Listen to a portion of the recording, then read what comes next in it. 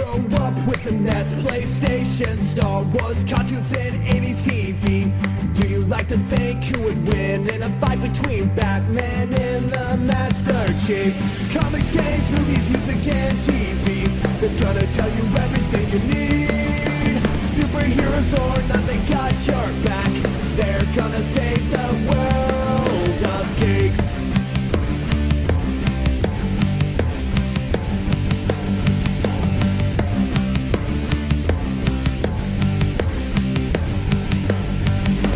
Games, movies, music, and TV, they're gonna tell you everything you need.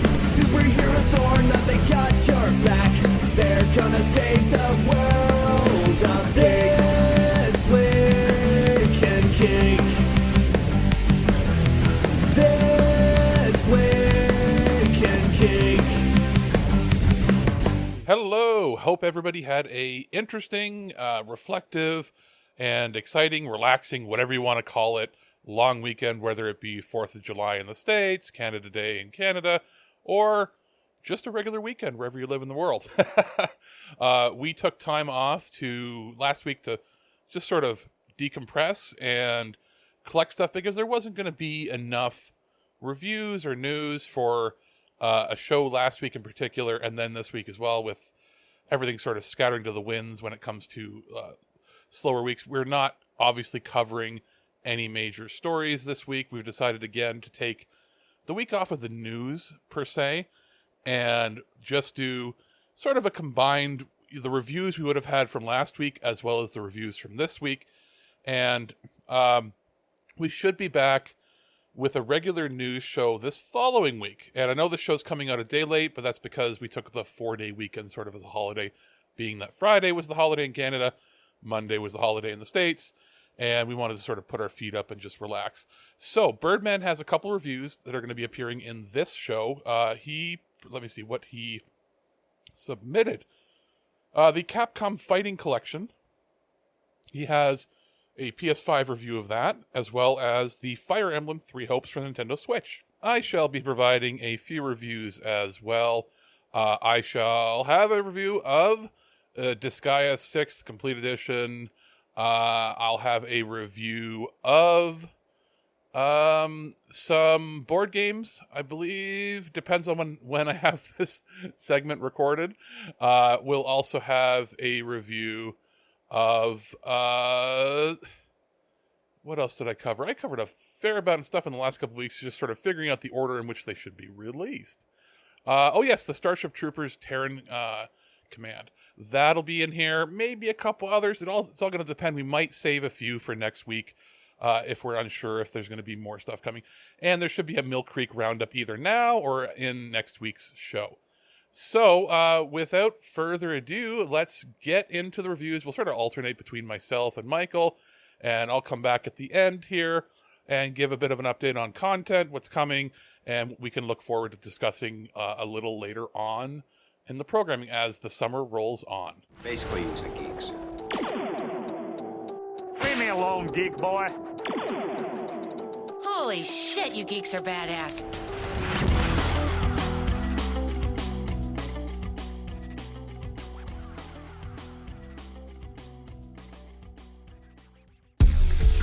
Over the last several days, I have had the chance to check out a review copy of Starship Troopers Terran Command. This is a PC game, RTS.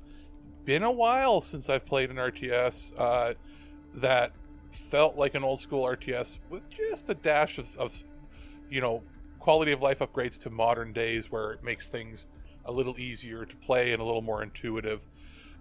Now, the setup I'll give for this is that I played it on two different PCs with two different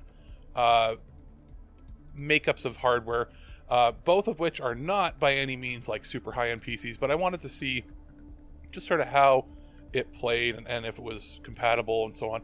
I'll mention something very early on here. The resolution does not scale down to 720p. It goes to 800p minimum. So the minimum resolution would be like a 16 by 10 monitor. which I found interesting because I wanted to see just, could you lower it down and play it on... No, there is a physical, built-in limitation. You can't go below 800p.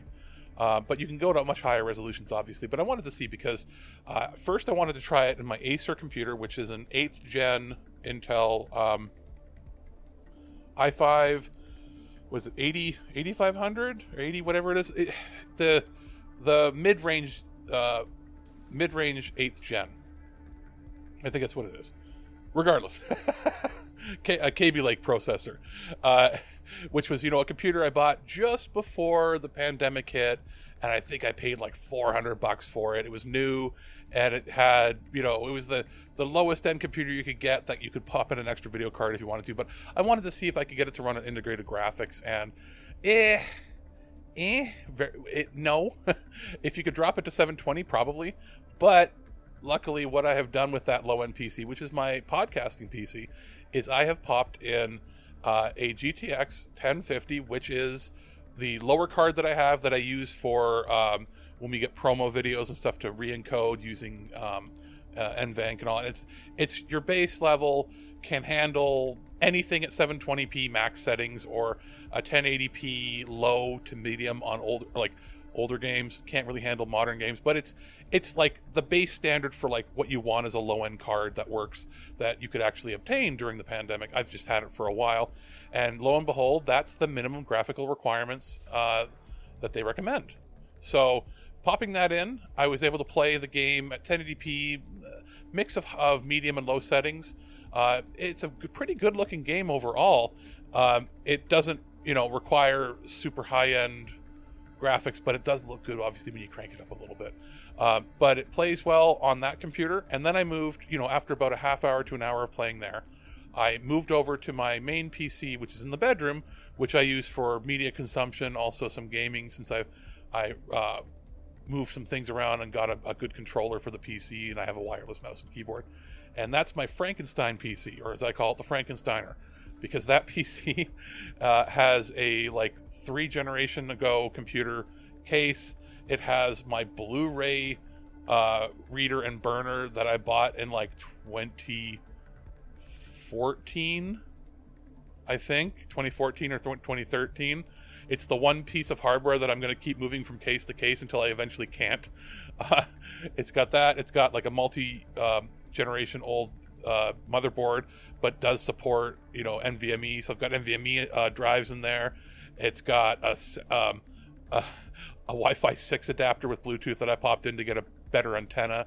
It's really just mix and match RAM. It's just your crazy medium to whatever gaming PC, and it has a RX 5500 XT, which I bought right before the scarcity happened. I bought it right at the beginning of the pandemic, and it was right before prices went skyrocketing, so I was sort of stuck with it. It is 4K capable on certain games. This game you can play it at 4K on low, but 1080p max settings. It's the 1080p video card. It does everything 1080p max on almost every game, and some games that require some heavier particle effects and that you have to drop down to. I've dropped down 720p in certain games to max it out because I prefer that over playing with lower settings. Regardless, on these mishmashes of PCs, it played quite well. It looked good scaled up on my 50-inch TV that's mounted on the wall, as well as playing with a computer monitor at my desk.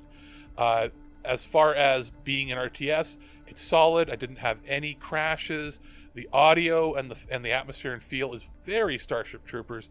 They nailed it. It's not as cheap of an experience as I thought, and I don't want to play it a disservice. I thought that perhaps it was maybe going to be a lower budget affair, and I didn't really get that feeling. I got a high budget feel from this.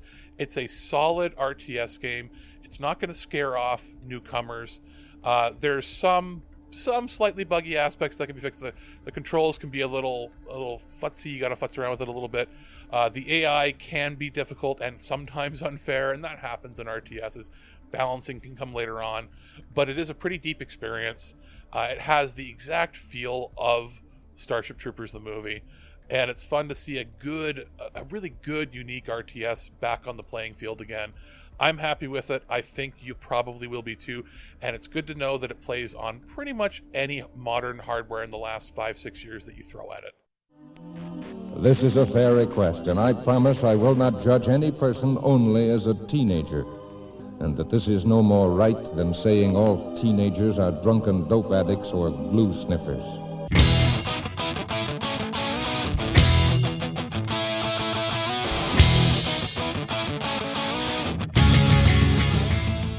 Hey guys, this is Mike the Birdman here, and while we are taking a little bit of a vacation here at Twig, I am still healing from surgery, but that doesn't mean that I'm not helping Alex take care of some reviews.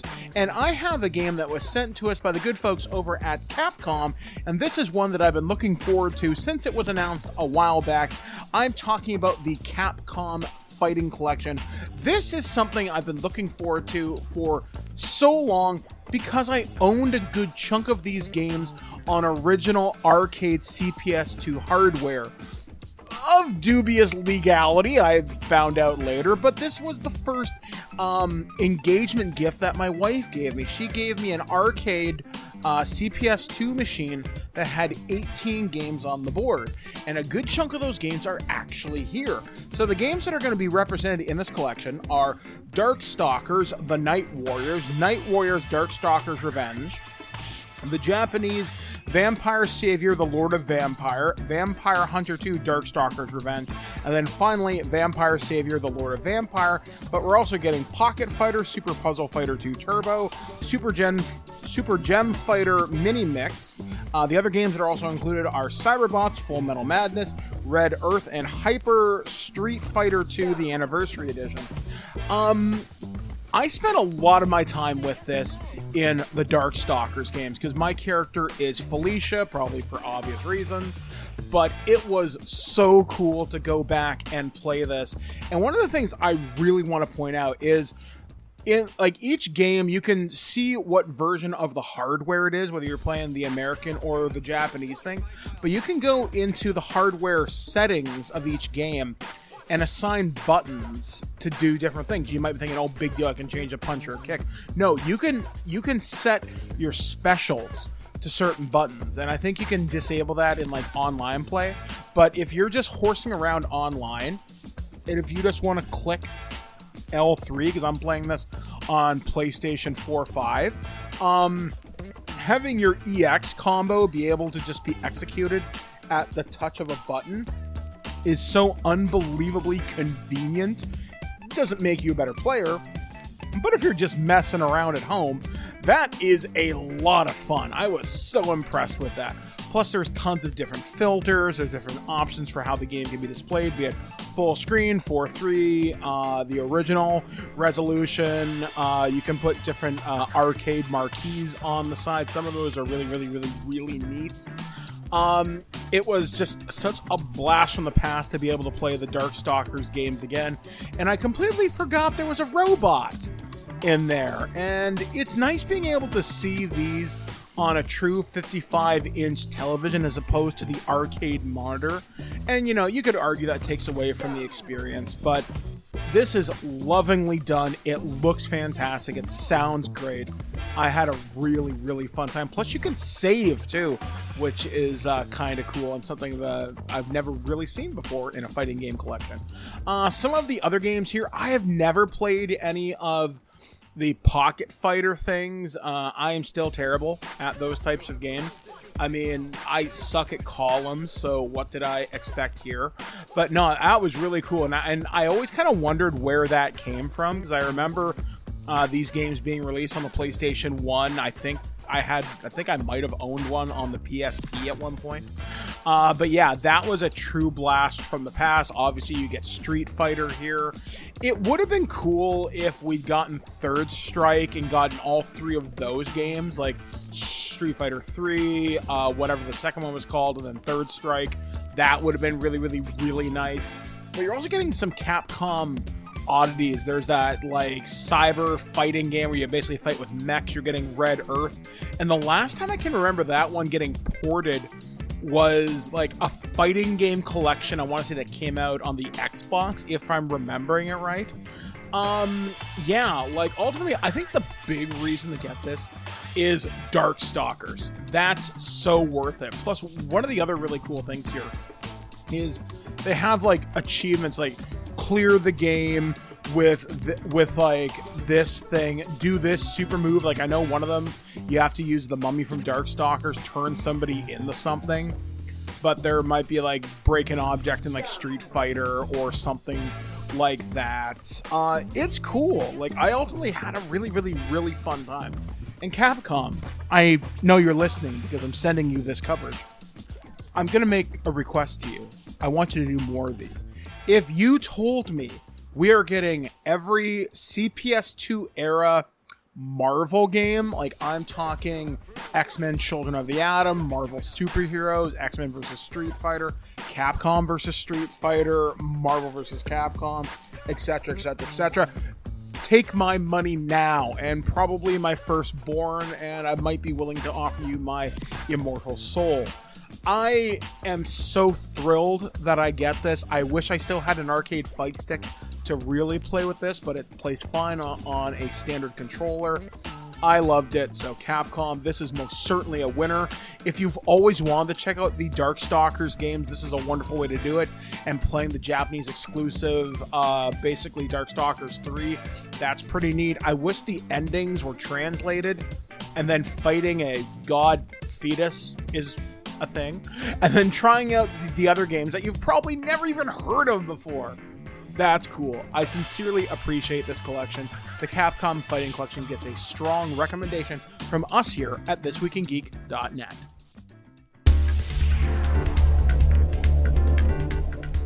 Alex here with a quick review of Disgaea 6 Complete. Now, we discussed Disgaea 6 on the Nintendo Switch earlier. I don't even know how many months ago now. But it's got a multi-platform release now, and I am discussing the version that was released on the PlayStation 5. Not a ton of content changes here, maybe ever so slightly little tweaks here and there. The big difference is performance. There was serious frame rate and just chunkiness, even sometimes crashing issues, especially when it first launched on the Nintendo Switch. All of that is gone on the much, much beefier hardware, obviously. But you could think maybe a poorly coded port could result in problems. No. This was very competently coded, ported over, plays just how you'd expect. Fluid, no lag, full 60 FPS, scaled to 4K, no problem. And this is sort of how I would have hoped it would have played previously. And it's a much better experience. Obviously, it's going to be the same on other more powerful platforms as well.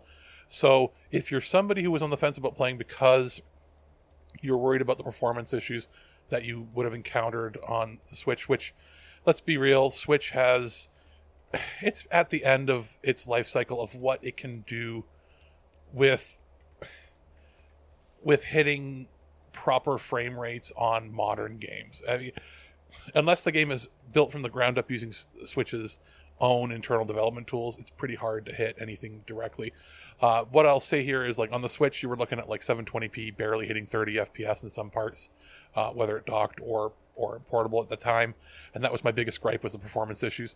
If you're playing it on a PS4 Pro, it targets 1440p at 30 FPS, and there's a 60 FPS mode, but it doesn't always hit there. But when you're playing it on a PS5, it's 60 FPS 4K, locked the whole time, and I'm completely happy with that. You know what you're in for when it comes to a Disgaea game. This has had some controversy with some of the parts that they say sort of plays for itself. I say it cuts down on all of the needless grind that I personally hate. Some people love it. I hate it. So that was a welcome addition here, and I'm very happy with this release. I think if you don't need it to run portably and you're just happy with playing it on a PlayStation platform like a lot of the games have been released in the past, you'll be perfectly happy with the complete edition here. Brave warriors of Adrestia, the time has come to demonstrate the Empire's valor. We strike at the Imperial Army today. The party's already starting, huh? We have to figure out exactly where we stand in this war. Who knew the Ashen Demon had that kind of strength? I can't believe one fighter could turn the tide of an entire battle like that. Hey guys, this is Mike the Birdman here, and while I am off still healing from surgery, and while Twig is taking its little bit of a summer hiatus, that means we still have things to do, things to play, and I'm here to give you the latest review we got to us from the good folks over at Nintendo. I'm talking about Fire Emblem Warriors 3 Hopes. Now, this is a series that I've been very, very curious about, and this game can be huge because you can technically do 3 separate playthroughs, one for each of the 3 houses. I'm playing through the, can't remember the name of the empire, the red one, which is led by the one girl, and I'm having a blast as Sheets. I didn't change any of the names, and to give you an idea on how much this kind of sucked me in, I went out and bought Fire Emblem 3 Houses. I also went out and searched locally for some of the amiibos for Fire Emblem, and I was able to find Byleth today. So hopefully I can track down future amiibos. But anyway, I'm getting away from this. So what Fire Emblem Warriors, the 3 Hopes is, it's an alternate timeline to 3 Houses, and you play as a mercenary named Sheets, and you're fighting against Byleth and their merc army. And Byleth can be a boy or a girl, much like you can be. I decided to pick the girl because she just looks so cool, and it's cool. You're fighting against the Ashen Demon, but then you eventually join the Officers Academy like they do in 3 Houses, and it's wild, man. Like, there's a lot of voice cutscenes in this. Like, actually, it was really funny. As I'm playing this, one of the first characters you run up against is like, I know that guy. That's Gohan. That's my friend Kyle Bear, and that was really cool just to hear so many familiar voices in this. And the performances are all, they range between being really good, sometimes really goofy, but it never takes you out of the moment. So what this is essentially another Dynasty Warriors style game, but there's a lot of social elements to it. You can like level up your levels, and I reviewed a game similar to this when I did the Legend of Zelda Age of Calamity, the Breath of the Wild version of this, and I again had a blast. I mean, I had one combo that was over like 2,500 hits, which is stupid and ludicrous, but so weirdly satisfying too.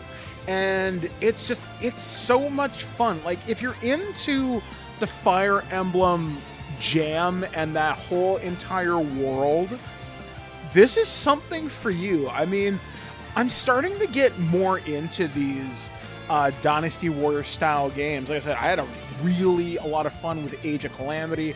Persona 5 Strikers was one of my favorite games that I played last year when I was really sick. And this game's probably going to eat up a good chunk of my summer. And I just found out there's an expansion pass to this that I'm probably going to want to pick up at like some point too. And I love the fact that there is like several different difficulties. I'm playing this on casual because, well, I'm a filthy casual, and I'm totally fine with that. And you can have certain things set to like auto battle to have guys go control different fields. Switching between characters is super easy. There's different classes. There's a lot of information. If I did have anything to say, there's a lot of subsystems to keep track of, and it's a little overwhelming, but if you just want to button mash, it can serve you for a good chunk of the way things go throughout the game. And that's another thing to mention too. If you have saved data on your console from other Fire Emblem games, such as 3 Houses, such as the first Fire Emblem Warriors game, 3 Warriors, that came out a while back, which I don't have, you get bonuses which you can import once per save. Also, this game has amiibo support, which can offer you different items and stuff too, but you can only do that 5 times once per day. And if you got the pre-order edition, you get like owl feathers outside of your tent at your main military base. So there is a lot to like here. Like I said, there's a lot of moving parts. There's probably just a lot of stuff I'm just kind of leaving out.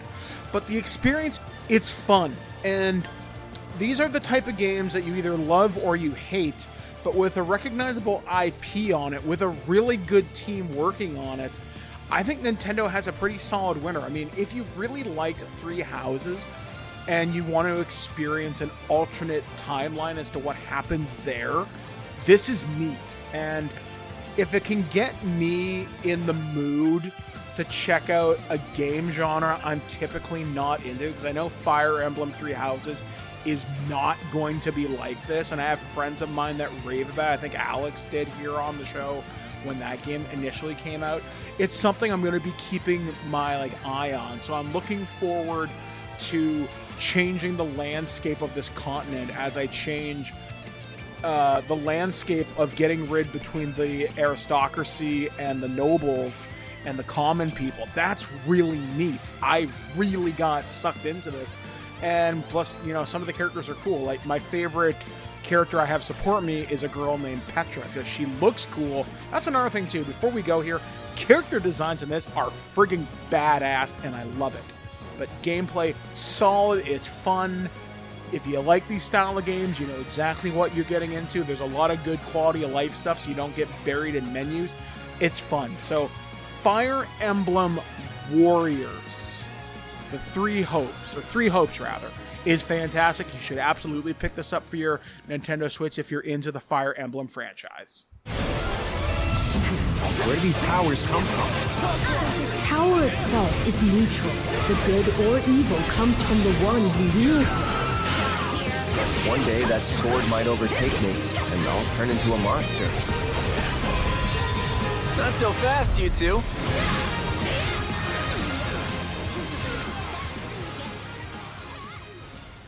Do you have any hobbies?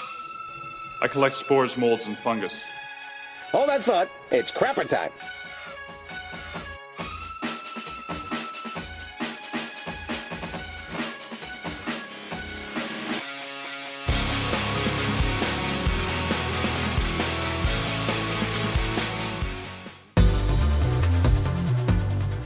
It's the long weekend here, both in Canada and the States, and I wanted to take some quick and easy to use games over to play with some family as I visited, and it just so happened that shortly before the long weekend happened, our friends over at Asmodee Canada sent a box of small little goodies to check out.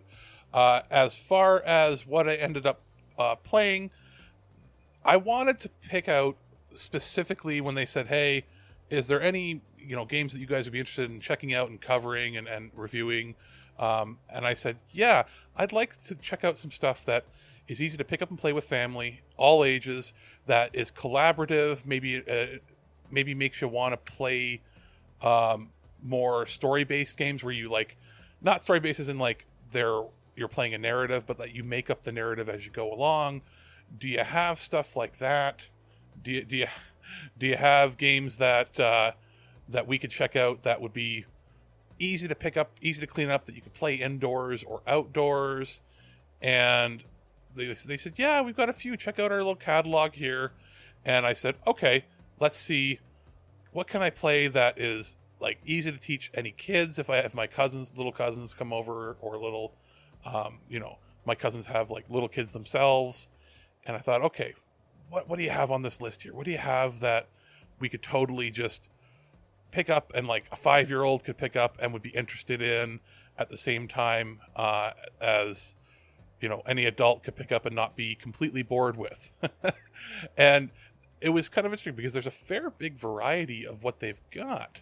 Now, we had talked previously, we're probably going to be seeing at the end of summer, they're launching with a partner. They have a new division specializing in accessible games or adaptations and changes to certain games that they own that are being made to be much more accessible to communities of people with disabilities.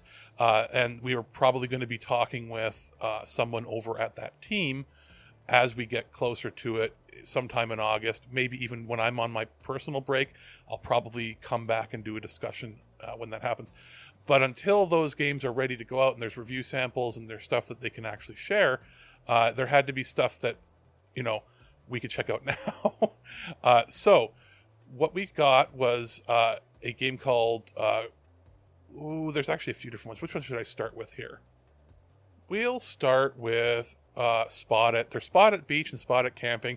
those are more geared, obviously, to families with little kids, and it's Spot at the Beach, think like I Spy. There's little games you can play there. That is pretty self-explanatory. I'll put a link in the description for the show, but there's not a super ton amount of things I can talk about there, except that it's easy, quick to pick up and play when you're on the go and the kids might get bored. The bread and butter here, though, are the games that you can play with family that are more of all ages, and those are Chromino. And what it is, it's sort of like Dominoes. It's a game, comes in a little purple box, and inside the box is a purple bag with all the little tiles inside of it. And similar to Dominoes, you place them on a table and you connect them via the same colors, and clashing colors can't connect. And it's overall a pretty fun game that you can just pick up and play as long as you're not colorblind, which again, who knows, that might be something that gets worked on with that accessible games division that they're putting out. But in the meantime, it's super fun to play, super easy to pick up and play. It's not, with Dominoes, you have to know numbers and counting and so on, but this is a pretty quick and easy to clean up game too. The other was included with story cubes, and these are interesting because you roll the cubes, and then there's different games you can play with them, but generally you roll the cube, one person will make up part of the story, next person rolls, and you continue the story based on your interpretation of the images shown, which is cool. It's easy to play with kids, but what I like it for is it opens up opportunities for role-playing games. If you're truly randomizing some of your game, you could randomize character traits, story themes. You could roll up, if you're playing even like Dungeons and Dragons, you could roll up what the basic plot is going to be as the Dungeon Master without ever having to really think too hard on yourself going from scratch. You could use it as a way of, let's say you're in a pub in the game, and your bard or somebody's having to relay a tale. You could sing a song or make a tale up based on what you're rolling. So those cubes are useful for things outside the actual game that it is itself, which is pretty darn cool.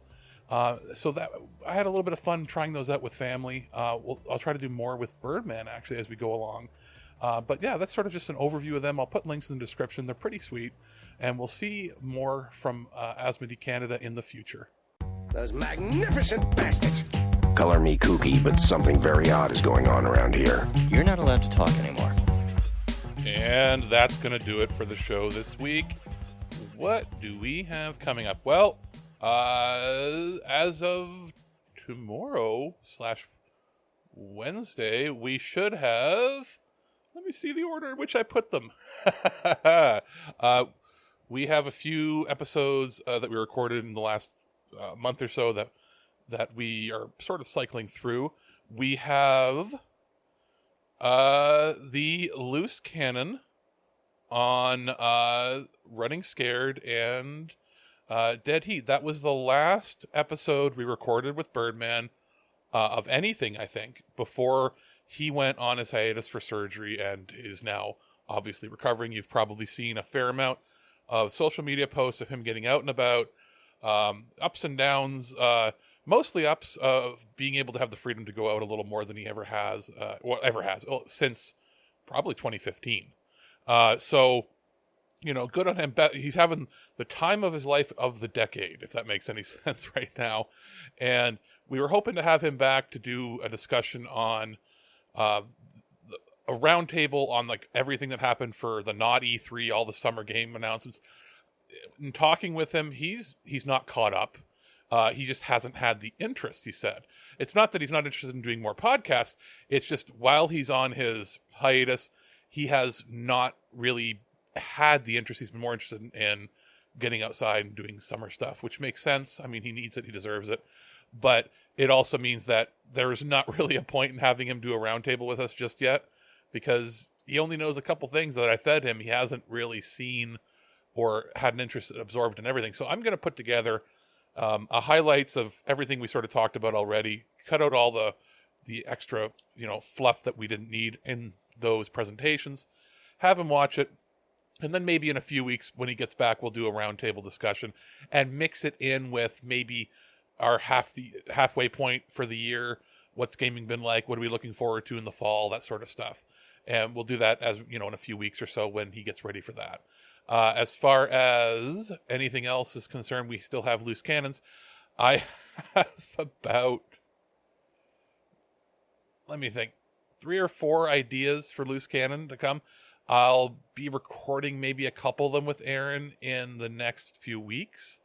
I just got to make sure he watches the content. I get them the content to watch, and then we find a time to discuss. As far as Future Imperfect, we want Birdman to sit down. He's got to focus. He promised he's got to focus and sit down and watch Strange New Worlds with us and do the complete season discussion, because this week will be when the show ends. I'm going to give him a week and a half to watch the rest of it, and then we'll reconvene within the next 2 weeks and have an episode out. In the meantime, we're going to watch a bunch of other sci-fi stuff and maybe get some other stuff in the can, because I know we want to discuss the Orville and some other shows as well, and I'll talk to Aaron about that and see what we can get going. As far as Earth versus Soup, we're like a week or so away from episode 100. And the plan is for me to get some new artwork done. I'm going to try to do it myself. We'll see if that works. Birdman had committed to making a new intro for it.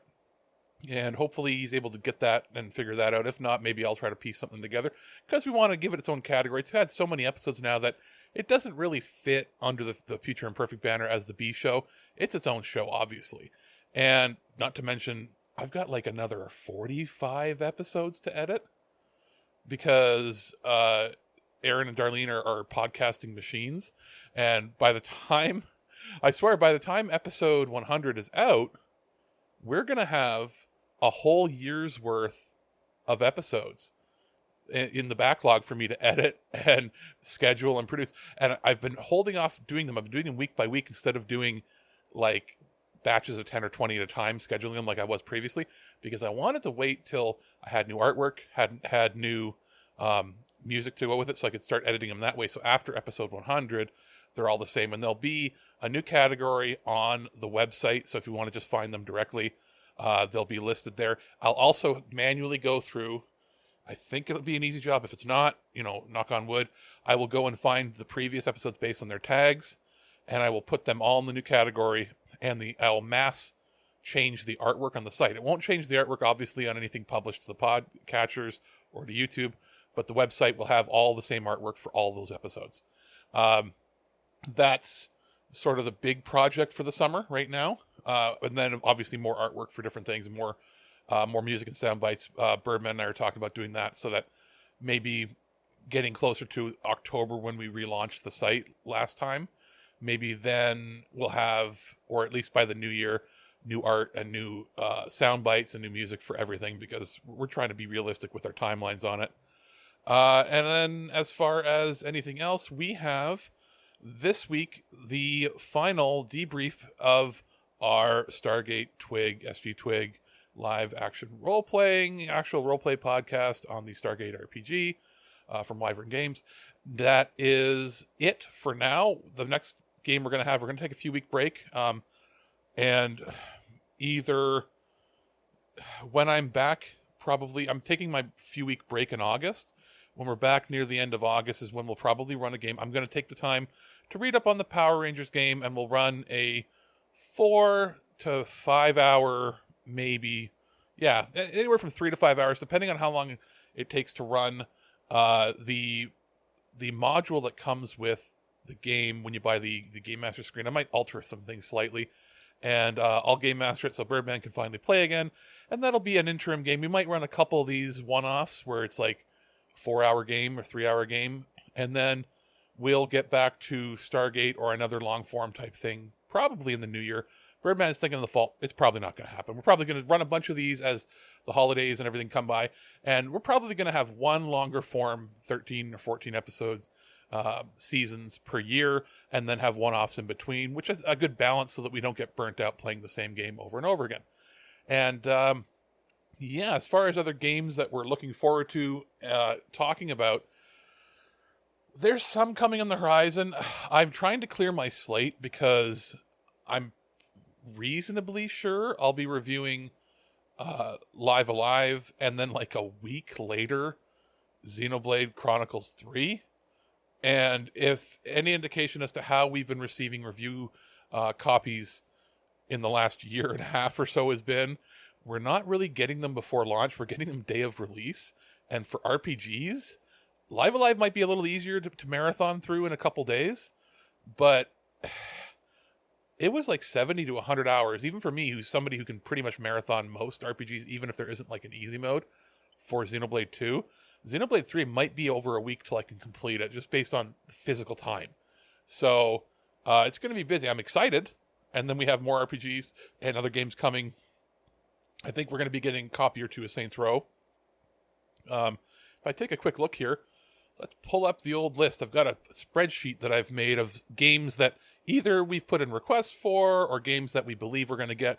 There's some that are kind of like a no-brainer guarantee because of past history. We're like, for the last 5 years I've been working here, there's certain companies where you know you're getting certain products. So I don't always have to request those ones anymore. They just sort of pop up in the mailbox. But let's see here. We have a fairly loaded second half of the year. Loaded, but like, because things kept getting pushed, obviously, right? So let us go to July. I know Birdman might have a couple others. I know he's got some books, but as far as July is concerned, Klonoa Fantasy Reverie, we put in a request. I don't think we're getting a review copy of it. That might just be something we eventually buy and play for fun. But as far as other releases, the Somnium Files, we reviewed the original game a few years back. This was one that I had wanted to talk about. I haven't put in a review request because it's coming too close to some other games. So it would still be nice to play eventually. That might be something we could do a look back on at the end of the year if we can get a review copy later on when things are a little quieter. Something that won't be as critical to, release day reviews, but we'll see. So it's Somnium Files. Let's see here. Rune Factory is getting a port to PC. No. As far as what's coming next, Stray was going to be one we were probably going to be reviewing because we have a decent relationship with Annapurna where they've sent a few games early ahead of time. But that's coming to PS Plus. So we might discuss it because Sony has provided me with a premium PS Plus account for 3 months. So that's one of the games that'll be included there. So I'll probably discuss it. It may not do a full in-depth review, but I'll discuss my experiences with it and whether it's probably worth upgrading your PS Plus to play it. I could say that ahead of time because I was already excited for it, but if the game turns out to be abysmal, I'll let you know. As far as anything else coming in July, it is Live Alive on the 22nd. There is Story of Seasons, Pioneers of All Town is getting ported. We might get a review copy of that, but that might be a very quick overview because we played it on other platforms before. Azure Striker Grumvolt 3 will probably get a review copy. That isn't one I've requested, but it's one of the games that we usually get from Inti Creates. They generally send over codes regardless. Digimon Survive was one I was looking forward to. Bandai Namco, it looks good. Timing is not going to be great. That might be one that we do cover eventually down the line, but it's right in between Live Alive and a day before Xenoblade Chronicles 3. Birdman is not as big of an RPG fan. He likes certain RPGs, and we have other, players and other people that we could do review codes with, but generally when it comes to JRPGs, I'm the JRPG guy for the site, and I can't do 3 in a 10-day period. I just can't. So we're going to have to wait on that. That might be eventually, and as I said, Xenoblade Chronicles 3, that'll be my end of July into early August game. As far as anything else, Cult of the Lamb, maybe. Birdman might be interested in that as far as reviews go for anything else. It's a lot of smaller titles in between. And then Saints Row, we're hopefully going to get 2 copies to check out. But if not, Birdman might be taking care of that one. I know we're getting at least one copy. Soul Hackers 2, I put in a request for on the 26th of August. Hopefully we can get a copy of that from Atlas to check out. I'd be very interested in seeing how it plays. And Destroy All Humans 2 Reprobed is coming out a couple days later. Maybe Birdman. I know he said he was maybe interested in that as well. As far as... that's pretty much it for August until we get into September, unless things get pushed around. Lord of the Rings Gollum, I'll probably be reviewing that. We've got Last of Us Part 1. Now, this one might be a flip a coin situation because I never played any of the versions previously. Birdman obviously has. He's interested in it, but it might be something for me, and it might be funny. Maybe I'll stream it if I get it, because I am the biggest fraidy cat on the planet when it comes to horror games, and I can't deal. So that might be fun. We'll see. We'll see if I get it and see if I do that. And then we go into games that have dates like Splatoon 3 on the 9th of September. If we get that, I think that's a Birdman title. As far as, because I was not a fan of Splatoon, but he likes that style. He likes shooters and competitive games. So that's probably for him. As far as anything else in September that has a date or a pretty solid date, Diofield Chronicle, I put in a request, not sure if we'll get a review copy of it, but it's probably one I'll play and give my thoughts on regardless. And as far as anything else goes in the beginning of the month, Legend of Heroes Trails from Zero, I put in my request a long time ago, like almost a year ago when they were putting in requests initially. It's NISAmerica. That's one we're going to cover, and that'll be my game in September, nearing the end of September to cover. And then that's pretty much it for September. And then it gets a little murky. I know we've talked about this every few months. We'll mention sort of what's coming in October and onward. What we can sort of guarantee we can cover and what we won't be. We will be covering Marvel's Midnight Suns. I'm not sure what platform yet, but that's a game we will be for sure covering. Unless something drastic happens. I have already pre-purchased a copy of Forspoken. That'll be one I'm playing for myself, but it might be something we do a little editorial on. We'll see how things go. Mario & Rabbids Sparks of Hope, we'll be getting a review copy of that. I'm talking about that. Probably me. Might get a couple copies if that's the case. Birdman and I can do a joint review on that. Then Scorn is coming, but that's I think it's a Game Pass game, so maybe not. Gotham Knights, it'll be a flip a coin situation. The more that comes out about that, the less interested both Birdman and I are, but that could be deceptive, so we might just check it out regardless. Star Ocean, The Divine Force, I'll be playing that regardless if we do a review or not, and again, I'll probably talk about it.